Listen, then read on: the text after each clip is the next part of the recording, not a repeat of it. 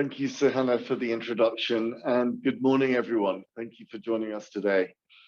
I'd like to start off with the evolution of open banking. Sotiris, I'd like to start things off with you. What is open banking? What are the drivers behind its emergence? And how has open banking evolved, and where are we now?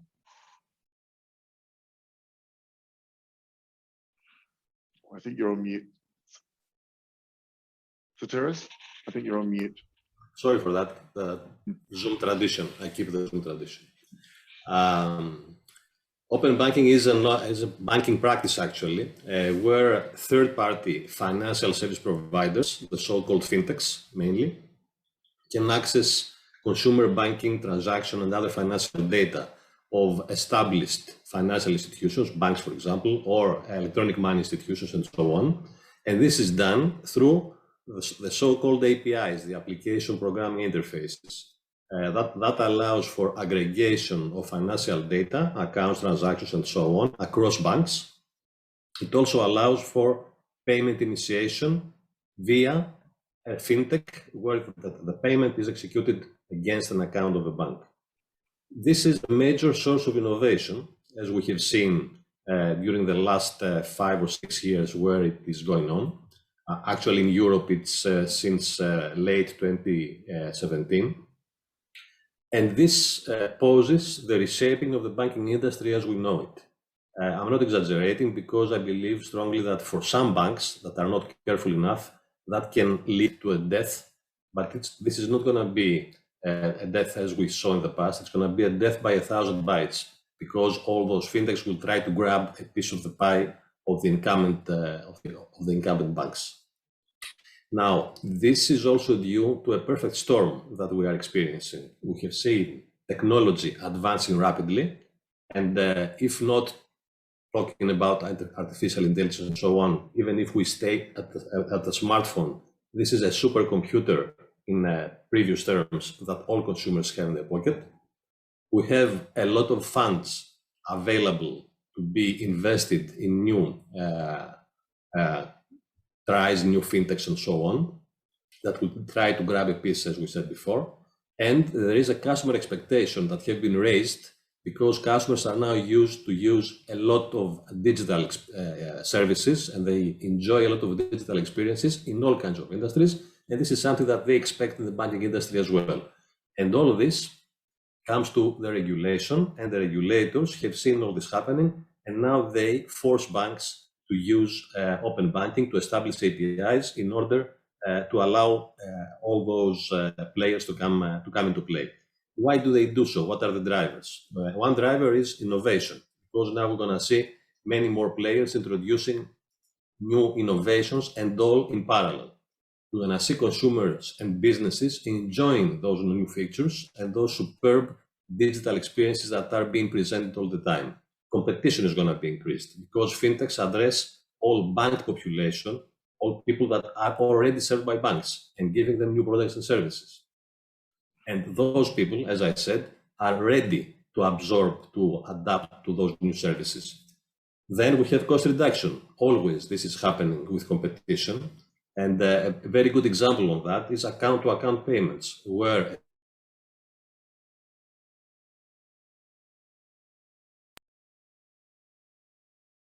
without the use of a plastic, without the use of a POS device, and by skipping, let's say, then we have inclusion, because fintechs can offer services to people that are unbanked.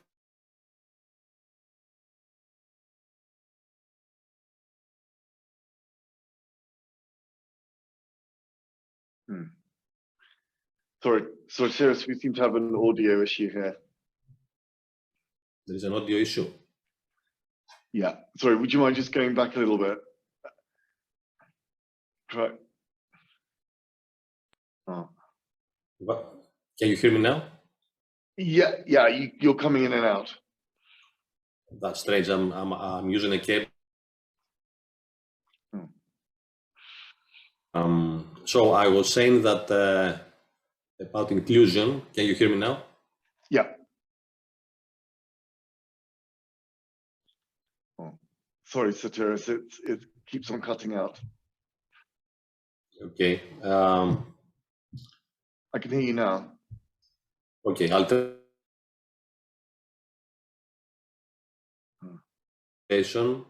the opportunity to be banked by adapting services provided by fintechs that banks do not provide them. And then finally, we have the B2B part, where many fintechs actually work as software development companies by developing services.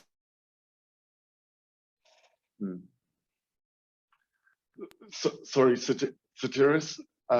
Yeah, maybe let's move on because maybe if you're able to log in and out again, I don't know, out and in again. Okay, I'll do that. Okay, maybe we can come back. Okay, that's great. Okay, look, I'd like to move on now to the current status of open banking in jurisdictions globally. Ki-Juan, look, it would be good to take a deeper dive to look at the different flavors of open banking that are emerging. Could you talk about the current status of open banking in Singapore? And it would also be interesting to hear about the genesis of Singapore's open banking infrastructure, Singapore Findex. Sure. Well, thank you, Joe. I think one of the things that is really quite interesting when Singapore embarked on the journey for open banking was to look at the experience that occurred in the UK. And the initial hypothesis that the working group had was it was meant to provide information on all financial transactions that an individual would encounter throughout, with their banks, with insurance, and as well as on credit card transactions. And when we had the opportunity to take the chair for Association of Banks, we asked the question and said, is it really relevant for Singaporeans, given the fact that A, we are almost 100% bank. There is a small segment of underserved, but generally everybody could see a lot of the information that they have, especially when it relates to payment. So we did a little bit of deeper dive into it and did a bit of a survey right across the population. And then we realized that, what people really wanted was they were concerned about their own retirement planning. You'd be surprised to hear that close to 48% of the people say that they are looking to their children to provide for their retirement. And almost the same percentage says that they don't feel confident that they have enough to save for their own retirement. So that gave us the insight to say, if we are to have an open banking structure, then we really have to focus on the balance sheet side for the consumers, to help them to understand what are the assets and liabilities that they have. And on the back of that, can we help them to plan better for their retirement and as well as do better job on financial planning? And that was the genesis of how we then build out a capability with the industry under MAS and resulting in the launch of the SG Findex. And along the journey in itself, we were quite fortunate that as a country, we have this national identity infrastructure called the SingPass infrastructure, that every citizen or resident would have a number and a password that you can log in, and that gives you the ability to pull in your identity. And we use that as a platform to enable permissioning of extraction of data from one financial institution into another, because that was a central part on consent for individuals to grant consent and for banks to be able to authenticate their consent without having to build an elaborate authentication infrastructure between banks to get that live. So we were quite fortunate with the national infrastructure, could leverage on that, use that for the purpose of the consent, and then we were able to pull down data from the consumer side, where the consumers would initiate the pooling of information from the bank's portal. And that allows us through the API that was set up to pull down the information, and that then gave birth to the whole SG Findex structure, which was launched in December 2020. And since then, the adoption has been very good, especially when we look at it from a DBS standpoint. We have more than 2.3 million users who are on it.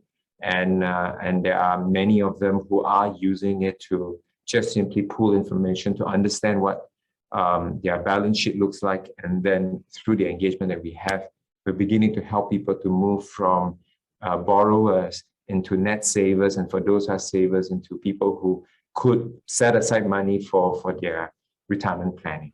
So that has been the journey that we've been on, and there were a few key national infrastructure that enable us to do that. Yes, I gather national infrastructure actually is a key element to enabling more open banking. So, and I think in that respect, Singapore's done very well.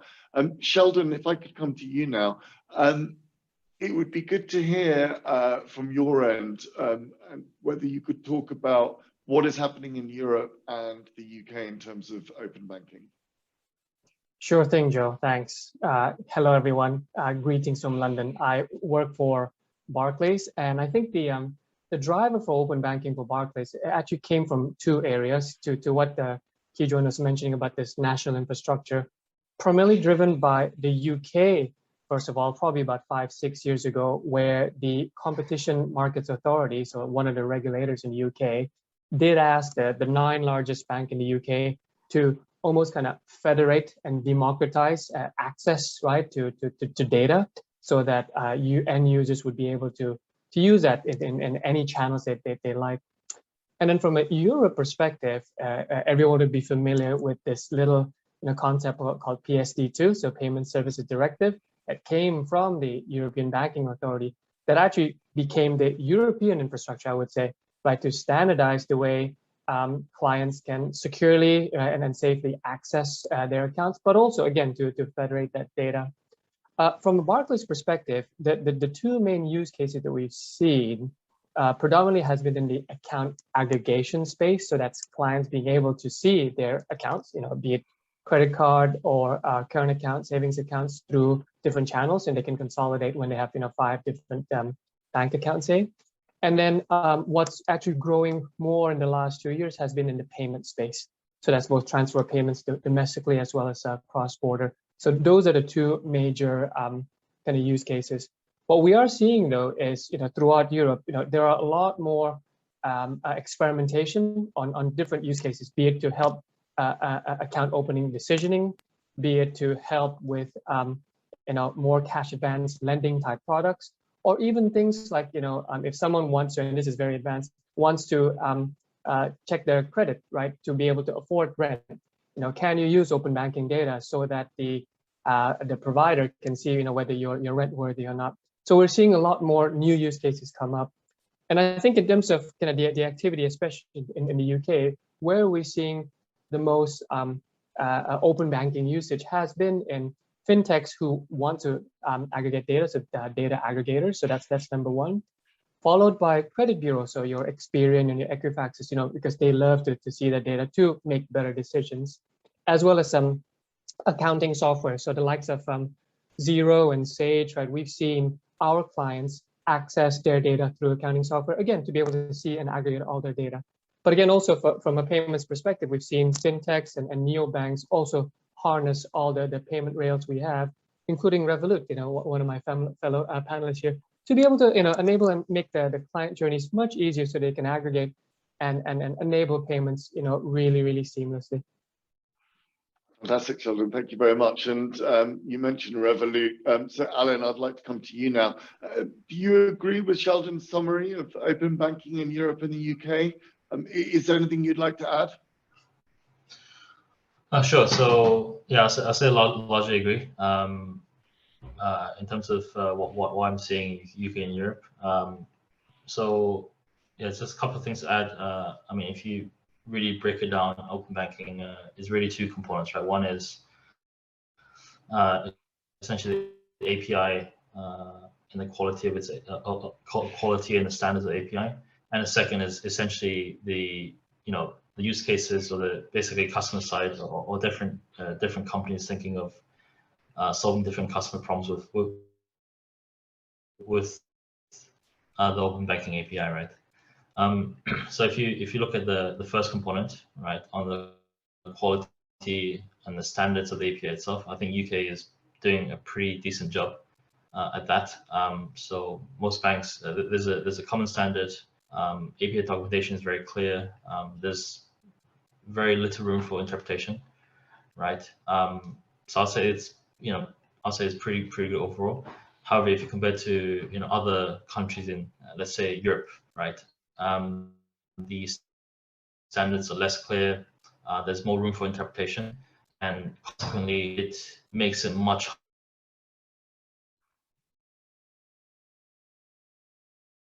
harder, right? It makes it much difficult to larger scale, right? I mean, it's not impossible; it just makes it more difficult. And as a result, I think competition side, use cases side will also suffer, and also means more players, more intermediary players will add more value, like the players like Plaid, like Tink, etc. So yeah, I think what would be great, right, to see is if there's a more more agreed standards, right, in Europe, but even maybe globally, right, which actually enables players like Revolut to scale, right, much faster. Yeah, I think that's an interesting and valid point about standards enabling faster scaling. Sotiris, I hope you've recovered from the audio problems there. Can you speak a bit about the current status of open banking in North America and Latin America? Yes, actually, in the United States, open banking was there before the term was ever conceived. So we had cases like Mint, the very well-known one, where by using screen scraping through providers like Yodlee back then, they could offer account aggregation to American citizens by collecting information from all banks through APIs and so on and so forth. On the other hand, there is no regulation in the United States regarding open banking. The only way that consumers and businesses enjoy such services are through APIs provided by core banking system providers like the well-known ones, FIS, Fiserv, and so on. Of course, there are other players coming from Europe, maybe, like Temenos, who are API first in their approach, and this is maybe why neobanks in the United States, like Varo Bank, have adopted them. What is very interesting, though, is a very recent evolution in the United States where Joe Biden issued an executive order on promoting competition in the American economy. More or less, this is not a mandate, okay? This is an encouragement by the government to the regulatory body, in this case, the Consumer Financial Protection Bureau, the director of which is nominated by the president, an encouragement to commence or continue rulemaking under the Dodd-Frank Act, the For Competition Act, actually. So we are expecting to see some evolution over there in the United States in the next few years. If we go south to Latin America, we will see that Mexico and Brazil are the two countries that run the open banking race right now. Mexico, they follow a regulatory path similar to the one in Europe. And in March 2020, they issued the first rules. But the market consensus there is that it's going to take a long time until it is widely adopted and grown. The alternative is API platforms, as the United States, and this is what is going on right now. On the other hand, Brazil is moving very, very fast. And what is very impressive over there is that in April 21, a few months ago, they issued a new manual, let's say, which also includes, and this is very impressive, a customer experience manual. So it's the regulator that comes to tell everybody a specific way in which they should approach user experience when adapting open banking in order to have a cohesive service to citizens, consumers, businesses, and so on. And this is in Brazil. In other Latin American countries, it's going to take more time. Colombia and Chile are the ones to follow, while Argentina and Peru have a wait and see attitude right now. Allow me to say that what is also interesting is Australia. They follow a different approach because they have learned the lessons from open banking in Europe mainly, and they focus a lot on centralization. So they have a central authority to oversee and impose open banking implementation, they try to incentivize banks to adopt open banking more widely. And they also try to remove overhead by reducing cost and other overheads for fintechs to come into play. For example, by allowing fintechs to connect to one bank and through that bank to all other banks. So that's minimizing time and effort to get there. This is more or less the situation.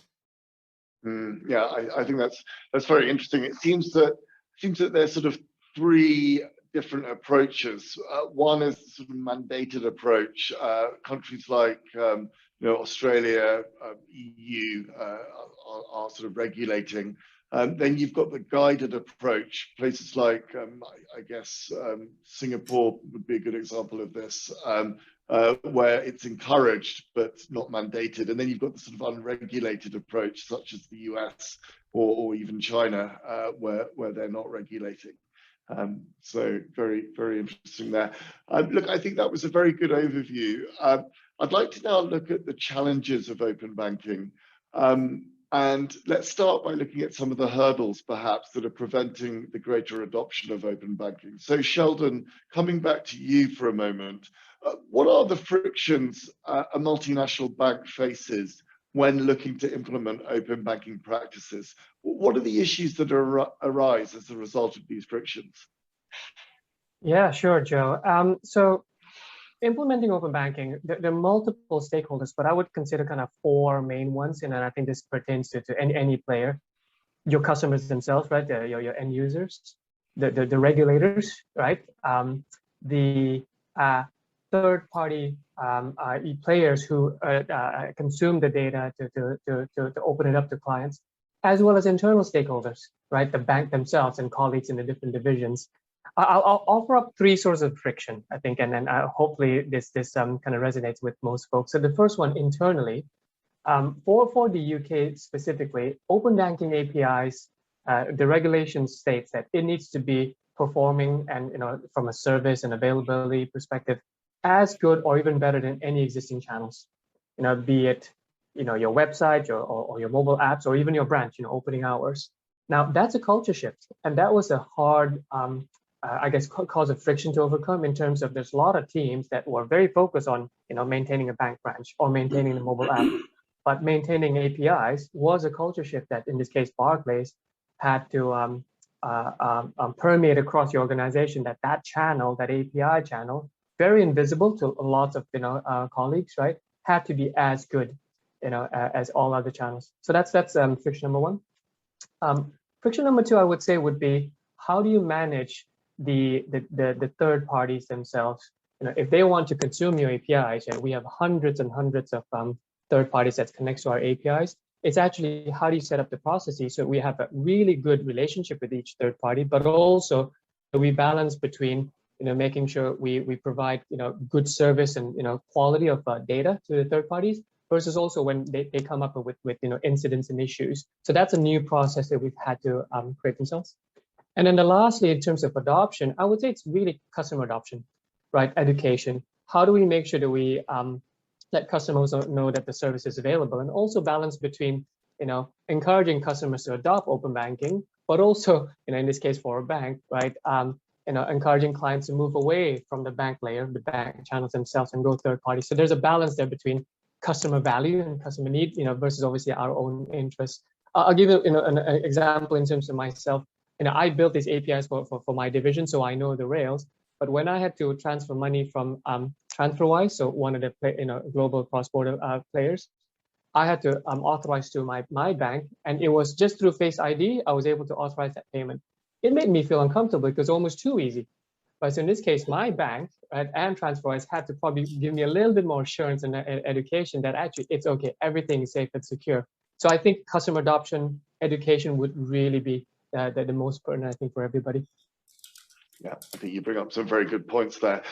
Kui Juan, would you agree with Sheldon that these are the major challenges that are preventing the further uptake of open banking by banks? Yeah, I think largely along the same lines. I would go down to the relevance to customers as a number one point, because from our own experience, what you offer to them needs to really meet what they're thinking of. So for the case of Singapore, we found that retirement planning, financial planning was a big gap. And therefore, for the banks to address that through their own services would be the best way to approach it. Because that's something that the consumers have already developed that trust. And being able to then, through whichever bank that they choose to use, to pull that data down for them to view it would be extremely important. To the point that Sheldon talked about, where the interface is super snazzy, that with a facial ID and you're boom, you're done. In terms of being able to pull data, does make it a concern, which is why using a known authentication platform, it's extremely important as well. In this case, Singapore is SingPass. I'm sure in other countries that could be a common one. The more commonly known this authentication platform is, I think, the more confidence it builds, because it is the same thing that you encounter regardless of which bank that you approach. So I think that's, from an infrastructure point, that is extremely important. I also think that from an infrastructure standpoint, the whole API standards is important. You hear a lot about API. We all magically feel that API is the answer to all integration problem, but I don't think that is the case. We have all come to know that there are APIs and there are APIs. And so having some kind of a standard would be important. And I do know that in some of our discussion for open banking, there were even thoughts about storing data centrally for the consumers to have access, especially when you talk about third party who's not a bank. I think that in itself requires a lot of consideration due to the data security that goes behind it. And when you have such sensitive information sitting outside. So in the case of Singapore, there was no third parties all going to be sitting inside the bank, because that's the place where everybody feel that they would feel secure with that information. And I think the uniqueness in the case of Singapore execution was also this concept of proportionate contribution. If you are contributing to the data set, you're allowed to pull from others. If you have nothing to contribute, then you can't pull anything from others. So I think that in itself gives rise to confidence from all the banks wanting to participate, because no third party can come in who doesn't have a license to get such information to come in and offer a third party service that's sitting on top. And that does address concerns from the bank side, also concerns from the consumer side.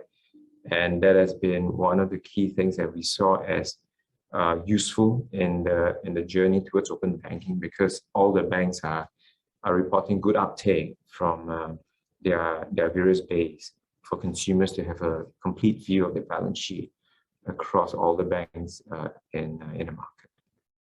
Yeah, I think that's spot on. I think ensuring that you've got that security, that you can first foster that confidence in consumers, that it's secure, that you've got those standards in place that help to drive all of that. I think those are absolutely key, as you say.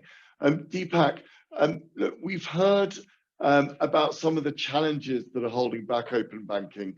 I guess ultimately, though, a lot of this boils down to the business case of whether or not open banking makes sense from a financial institution's perspective.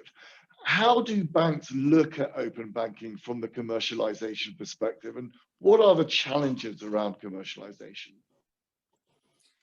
Yeah, I think that's a very pertinent question, because while the first phase, it was more about standards and how the data will get shared, and whether it's a light touch regulation or a proper regulatory framework or guidance.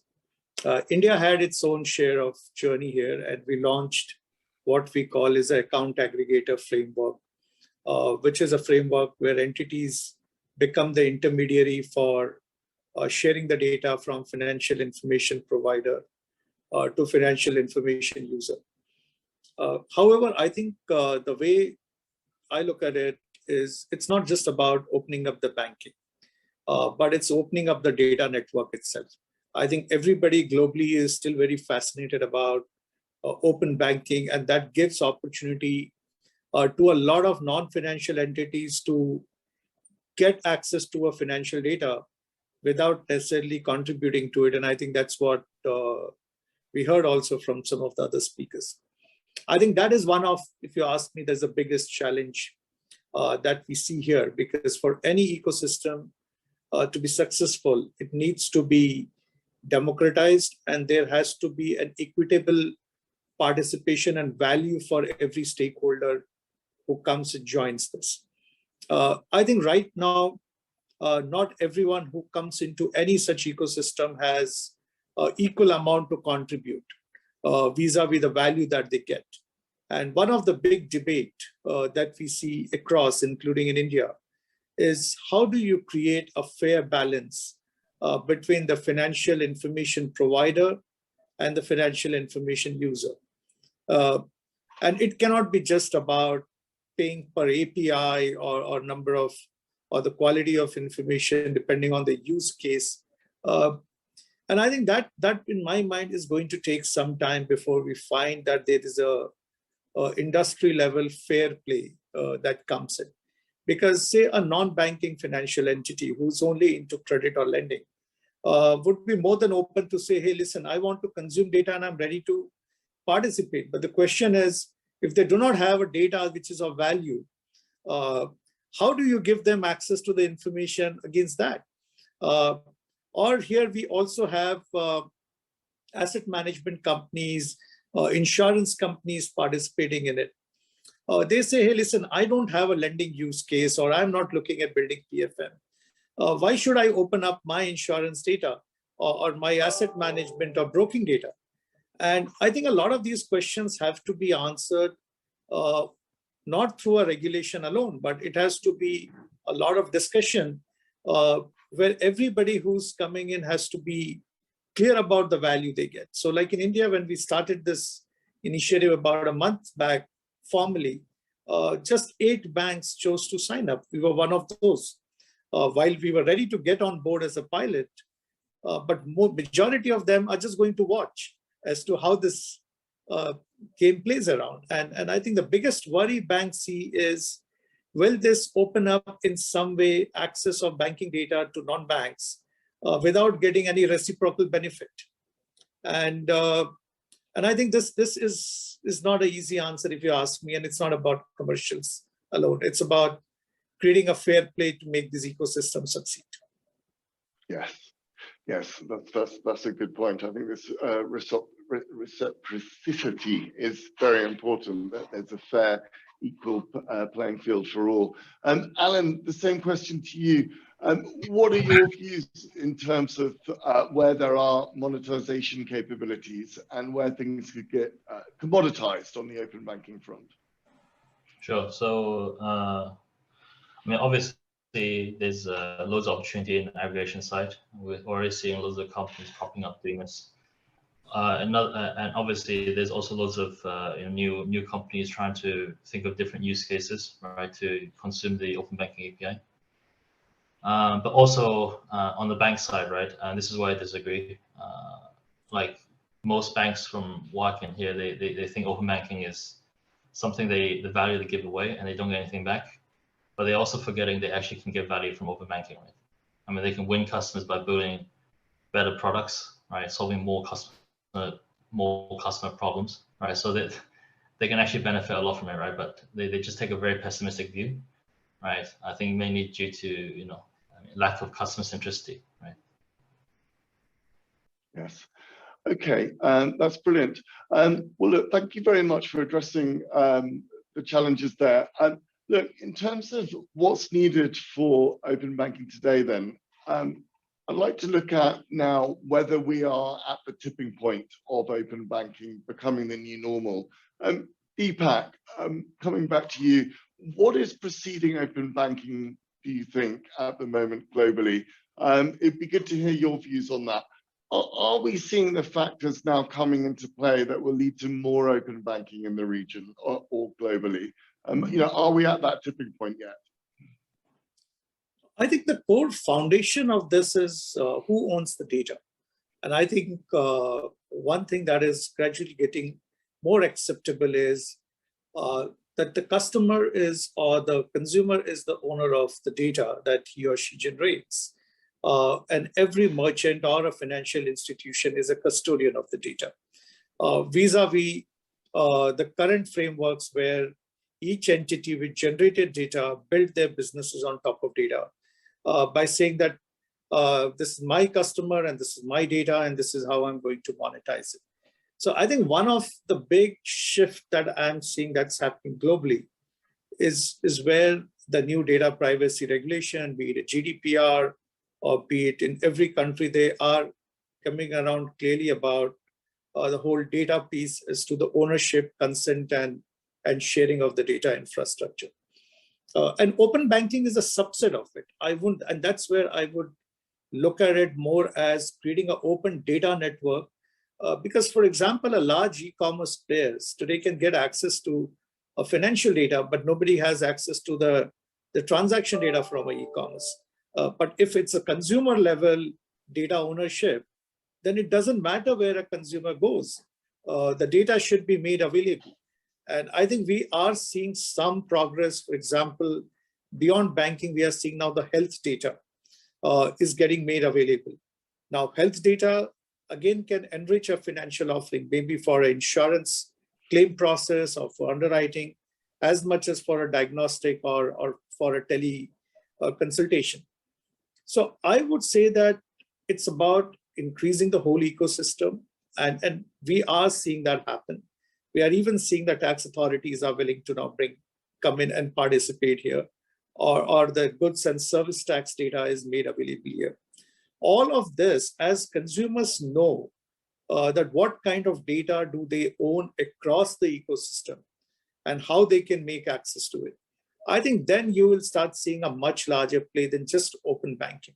And in my mind, this open banking is just the first level of what we are seeing as an open data architecture and sharing network. Yes, I think that's, yes, absolutely. And Satiris, do you agree with this perspective? And yeah, what about you? What do you think? I mean, are we seeing the factors now coming into play that will lead to more open banking? Look, I believe that the perfect storm that I referred to in the beginning is still around. Customers want more, customers require more open access in general, technology is advancing still, funds are around, new fintechs will come up and so on. This whole movement will push open banking further for sure. The second thing is that, as a speaker said before, open banking brings democracy, and democracy is the absolute standard. But even if you see monarchies, there you see open banking being imposed at the same time as well. So I believe that yes, we will see open banking advancing, but global adoption is far away, first of all. Many countries are not there yet, and it will take them a long time until they get ready. On the other hand, I believe that fintechs will push banks to open up and will further advance open banking regulations, because they will show actual results that have an impact on customer experiences and an impact on competition. And eventually, when consumers start to consider open banking as a given, they will demand their banks to open up, or they will move to fintechs. And this will force banks to open access, because then they will have the risk to lose their customers in favor of fintech. This is more or less my opinion. Yes, and you mentioned that we're still probably relatively far away from having open banking globally. So I'd like to now move on to discuss whether or not the panel thinks there should be some sort of global body to set open banking international standards. And Keyjuan, if we can come back to you, what are your views on the need for global open banking standards? Well, I think, we've got to see who are the stakeholders from this regulation who will benefit from the standards that we talked about. And we see two of them. One clearly is the consumers, two would be the financial institutions. So when we look at the whole idea of global standards for FI, there is an argument to say that it would be helpful if there is a global understanding around data and how data could be shared cross-border. As you would know, and this is something that Deepak is quite familiar with, in the case of India or even in some other markets, there are requirements from the local regulators to have data localized, and for the right reason, that you want to make sure that you can regulate the information, you want the information to be onshore, and you want to limit the use of this information outside of the country. And so when you talk about standards, I would look at it more from the angle of having a common understanding, if there is one, that could be done by all countries on what kind of information that could be shared cross-border for banks. And this is even within the same banking group to start off with.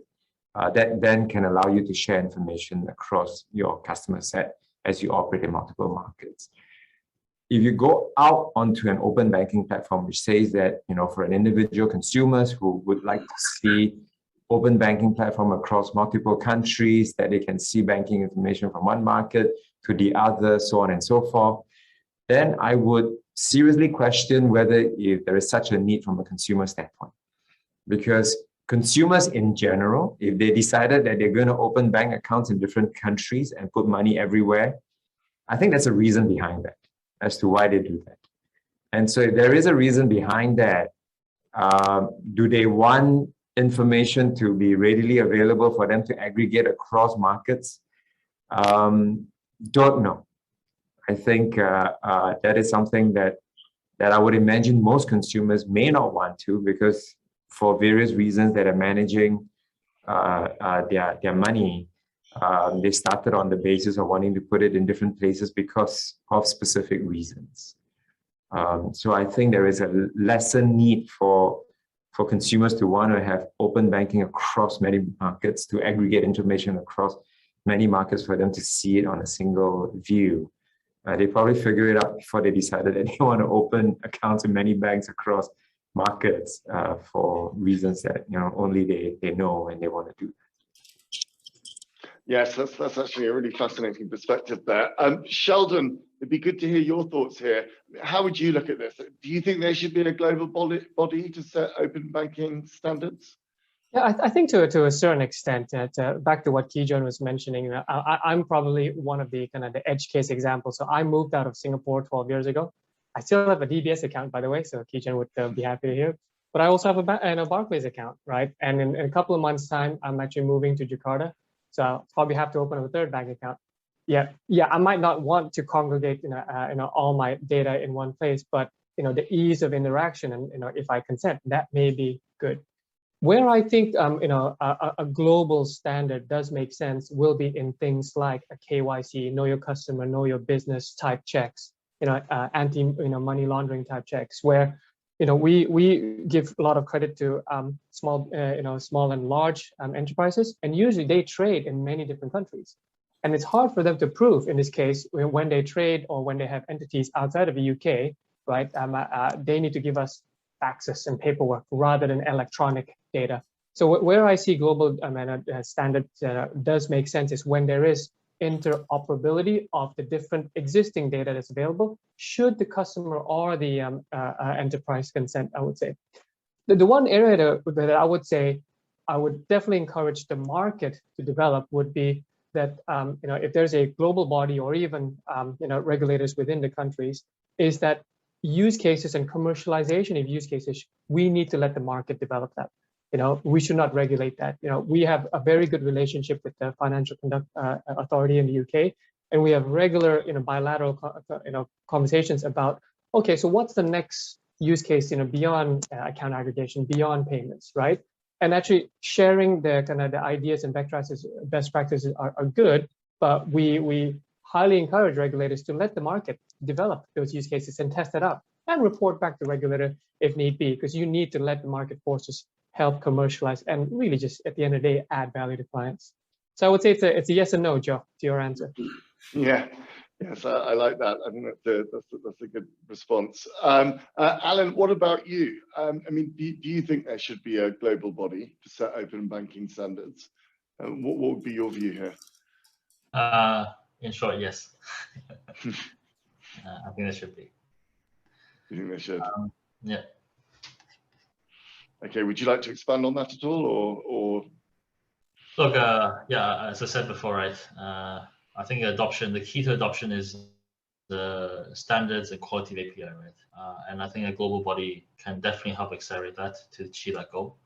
Otherwise, after that goal is achieved, right, it'll be so easy for very smart people, entrepreneurs, or just customer-centric, innovative companies, right, to figure out use cases to solve customer problems, right, and that's where it will get us to mass adoption of open banking and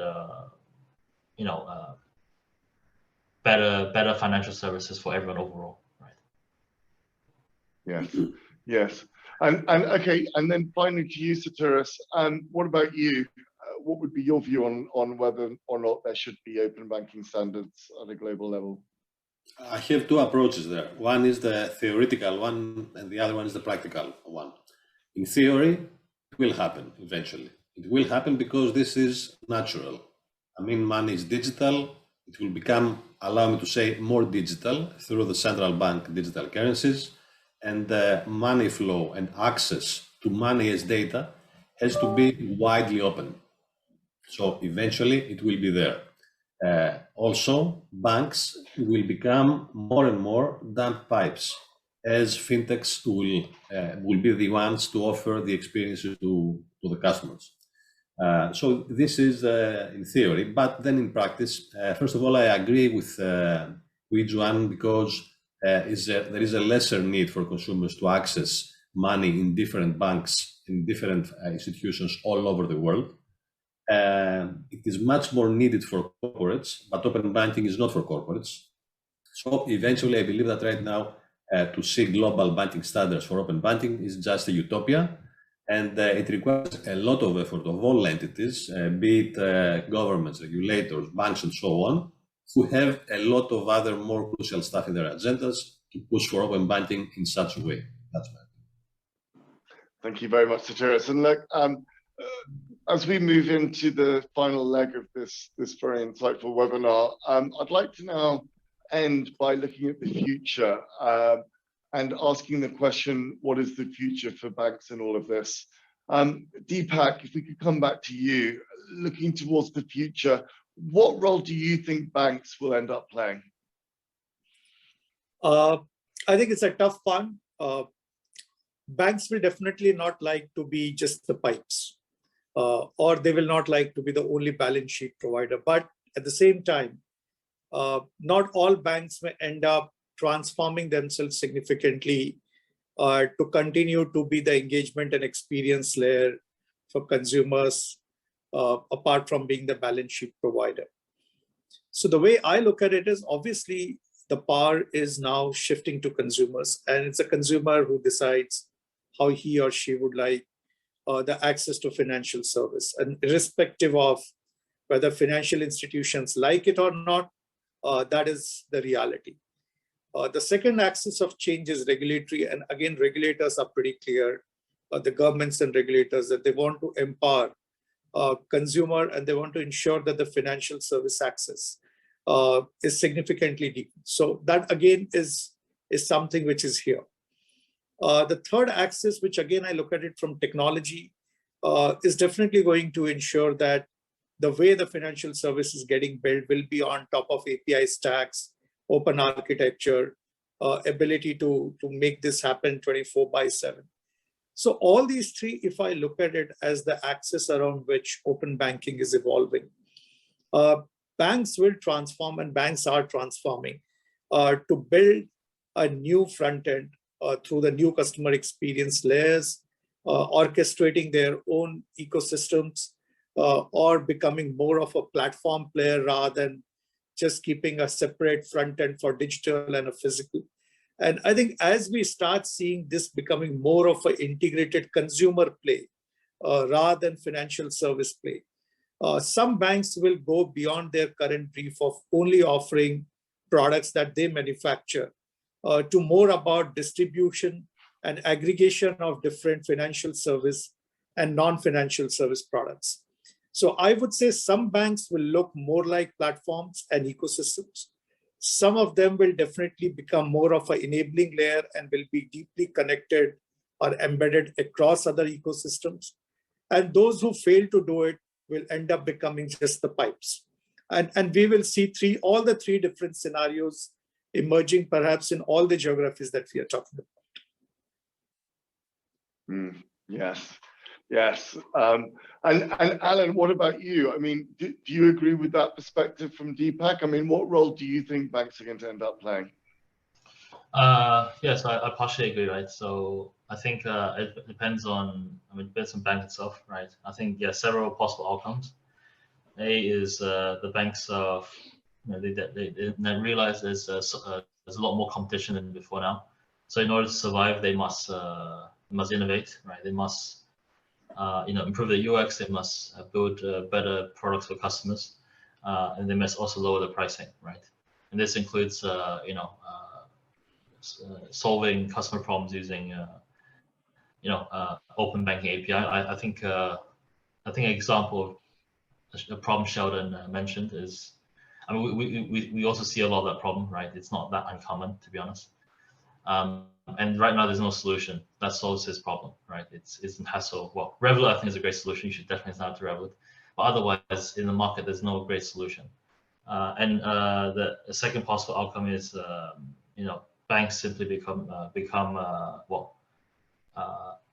aside from adopting open banking API, right? They'll lose more and more customer touch points, right? So more different fintechs would take away different use cases in the bank, and eventually they'll simply become just a bank account storing money, right?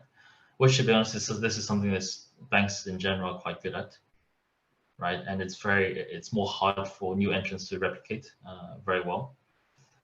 So yeah, these are two possible outcomes. Right now, I don't really see banks being in this first bucket, right?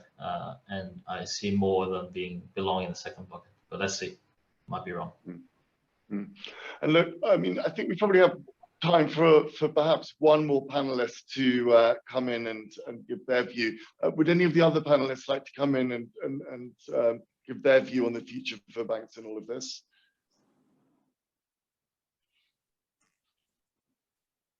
Oh, yeah, I think I'll just make one point that basically says whoever that delivers the best experience for the customer will win. Fantastic. And Sheldon, sorry, you were saying something? No, I agree. My thought was just listen to your customer, right? They will demand, of you what they need, right? And then, you gotta, both evolve and revolutionize your services for them. Yes, absolutely. And so, Therese, would you like to have the final word?